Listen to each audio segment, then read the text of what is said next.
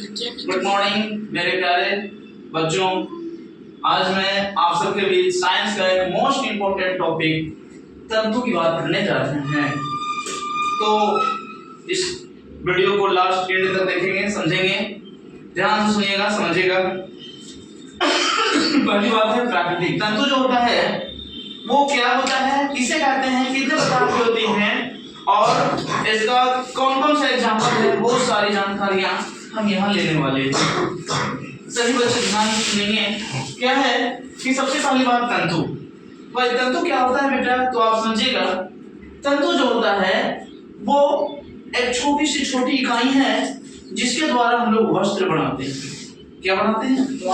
वस्त्र का मतलब कपड़ा, या फिर हम लोग उसे बोल सकते हैं, और कपड़ा से भी हम लोग कई सारे ड्रेस पोशाक बनाते हैं जिसका इस्तेमाल जैसे हम लोग बोलते हैं एडमी शर्ट, कपड़ा, lehenga, choli, dupatta, frock, skirt, that means any cloth जो हम लोग इस्तेमाल करते हैं पहनने के लिए। यस यू नो, बोलिए सर।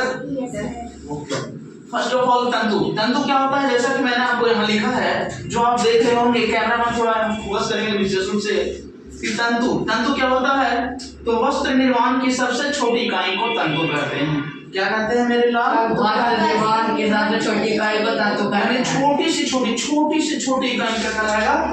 तंतु कहलाएगा। ठीक है। और इसी तंतु से मेरे प्यारे क्या बनता है, तो तंतुओं को जब मिला देंगे तो तंतु से क्या बनेगा, तो बनेगा रेशा। क्या बनेगा? रेशा।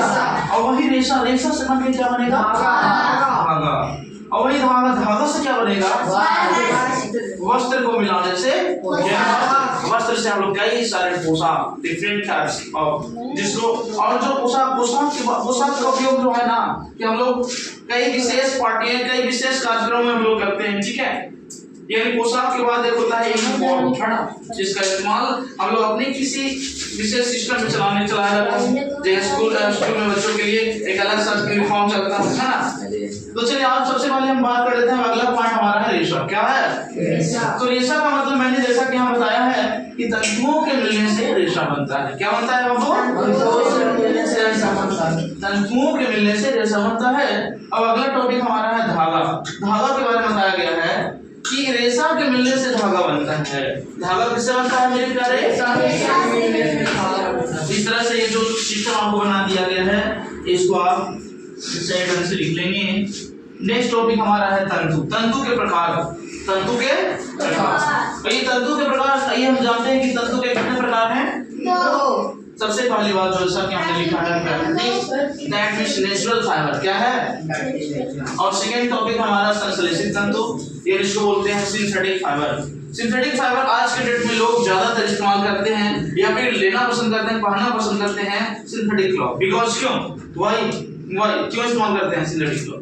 Because synthetic cloth are cheap and very easily to dry to wash. Okay.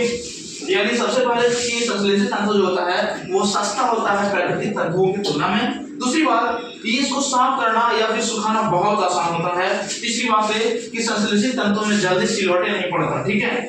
जैसे आप कहने का मतलब हुआ कि आप कपड़े में प्रेस करते हैं तो वो प्रेस करने की जरूरत जल्दी नहीं पड़ता। ठीक है। तो यही बात बताया गया है। हमारा अगला टॉपिक है प्राकृतिक तंतु। यानी बताया गया वैसा तंतु जो प्राकृतिक स्रोतों से प्राप्त होता है उसे प्राकृतिक तंतु कहते हैं। इसी तरह से हम लोग नेक्स्ट बार हम लोग पढ़ेंगे संश्लेषित तंतु। क्या है बाबू? संश्लेषित तंतु। ये संश्लेषित तंतु क्या होता है, तो मैं इसके बारे में थोड़ा समझा दे रहा हूँ, ध्यान दीजिएगा कि वह तंतु जो मानव के द्वारा प्रयोगशालाओं में कृत्रिम तरीकों से बनाया जाता है, मानव के द्वारा फैक्ट्रियों में कृत्रिम तरीकों से बनाया जाता है, उसे ही हम संश्लेषित तंतु कहते हैं। इसका एग्जांपल हो जाएगा नायलॉन, रेयॉन। ठीक है। नायलॉन, रेयॉन, पॉलिस्टर इत्यादि। Yes you no. Yes sir. एक मिनट करिए।